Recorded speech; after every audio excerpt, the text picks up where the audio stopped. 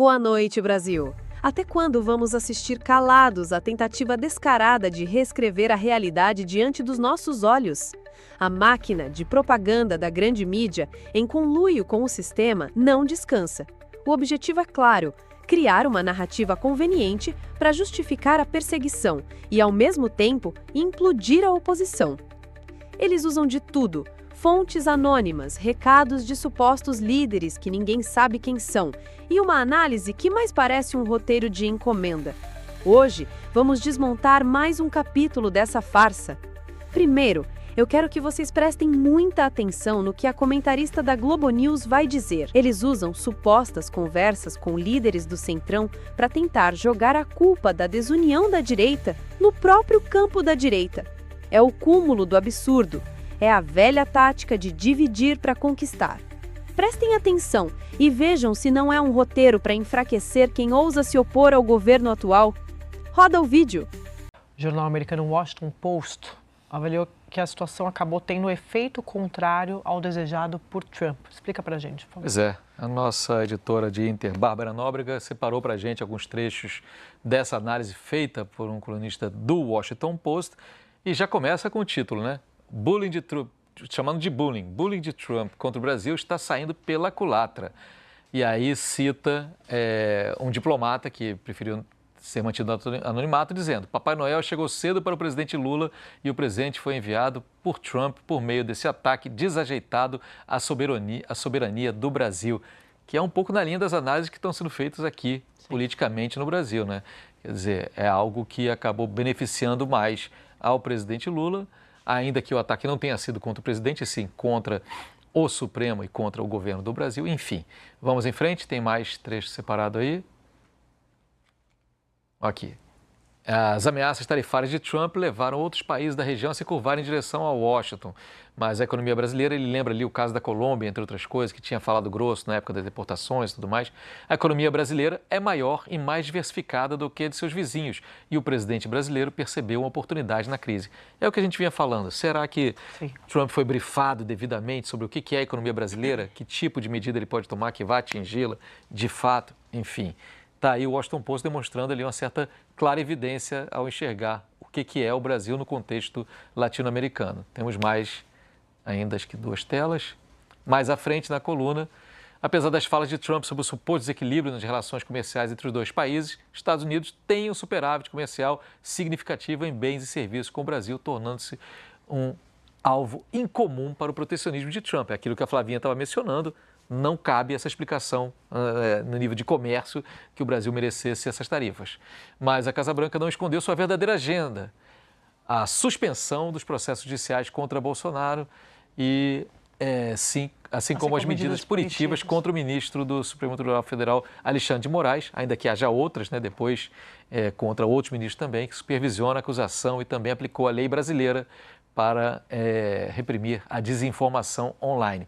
Isso é um outro tema que é importante a gente não deixar de lado, né, que o Trump faz questão de citar, que é a legislação brasileira, que ele interpreta como ataques às empresas Big Techs americanas. Lembrando, e aí a gente também não pode deixar de esquecer, que as Big Techs americanas fecharam com a candidatura Trump ainda na campanha. Seus CEOs estiveram presentes na posse de Donald Trump. Um deles participou do governo naquele trabalho de enxugamento, estou falando de Elon Musk, mas outros, o Elon Musk saiu do governo e saiu atirando, mas outros permanecem como grandes apoiadores, o que eu acho importante a gente lembrar sempre, porque isso joga também esse relacionamento para o ano que vem.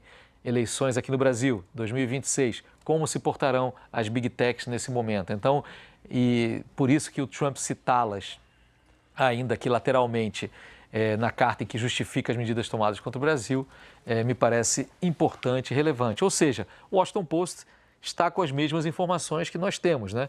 Tanto em relação ao superávit, quanto ao efeito político, primeiro, das ações de Donald Trump, quanto às queixas das Big Techs em relação às tentativas do Brasil de colocá-las em seu devido lugar. Não estou falando aqui para diminuir nada, nenhuma empresa, seu devido lugar diante da legislação brasileira. Como qualquer outra empresa, de qualquer outro setor, as Big Techs que operam no Brasil e ganham dinheiro do Brasil, e não é pouco, devem operar de acordo com a legislação brasileira, né?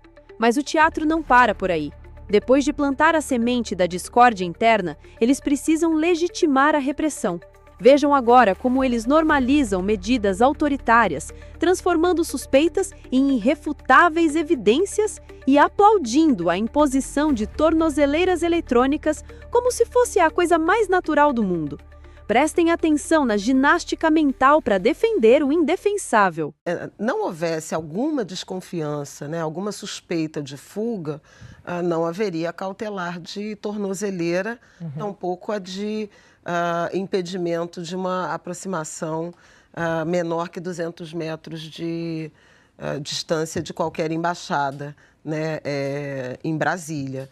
O episódio do pernoite, né, acho que dá para chamar assim, do pernoite no Carnaval de 2024 na Embaixada da Hungria, é um indício, uma evidência, né, que pavimenta a suspeita da Polícia Federal, corroborada pela PGR e acolhida pelo ministro Alexandre de Moraes. Agora, Sadi, tivemos também, muito recente e traumaticamente, o episódio da fuga da deputada Carla Zambelli, do mesmo campo, já condenada, mas não transitado em julgado, que saiu do país, né? É verdade que ela estava de posse do seu passaporte, saiu do país e hoje se encontra foragida. Naquele momento, houve uma onda, né, de desconfiança, de desapontamento em relação a, vou chamar assim, de falta de cuidado, né, do Supremo Tribunal Federal, do ministro Alexandre em particular, de não ter tomado nenhum tipo de medida nessa direção.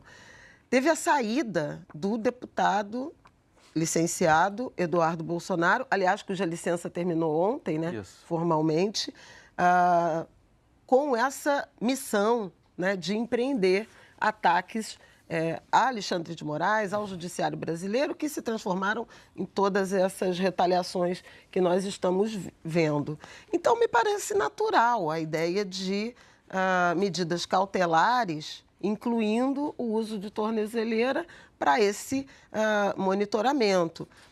A decisão do Alexandre de Moraes também faz referência a uma reunião com um funcionário, com um servidor da Embaixada Americana, não encarregado de negócios, um outro funcionário, o que também poderia ser algum tipo de costura. Nós tivemos os Estados Unidos retirando da Embaixada Argentina, né, inimigos políticos lá na Venezuela.